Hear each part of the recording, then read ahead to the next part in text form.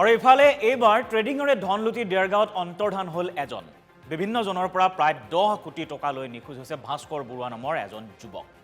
ট্ৰেডিঙত বিনিয়োগেৰে 10% লাভ দিয়াৰ প্ৰলোভন দিছিল এই ভাস্কৰ বৰুৱাই আৰু এই দুষ্কাৰ্য দেৰগাঁৱৰ সমীপৱৰ্তী বৰপুখুৰী পাৰৰ ভাস্কৰ বৰুৱাই সংঘটিত কৰি আহিছে যোৱা কিছুদিন ধৰি বিগত প্ৰায় এটা বছৰ ধৰি পলাতক হৈ আছে কিন্তু অভিযুক্ত ভাস্কৰৰ এতিয়াও কোনো সন্ধান নাই এনেদৰে বহু লোকৰ ধন লৈ বিনিয়োগ কৰা ধন লৈ উধাও হৈছে এইজন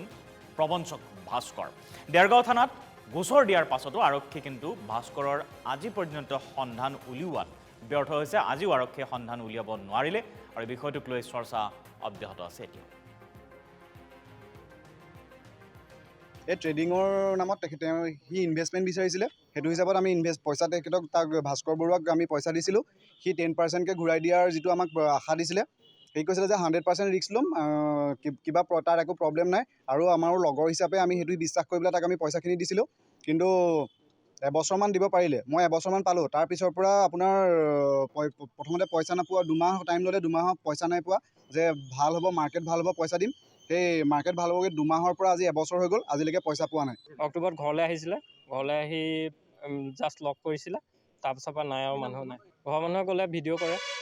ইণ্টাৰেষ্টত পইচা দি পেলাই দিব পৰা নাই কাৰণে আমি গৈছোঁ বুলি কয়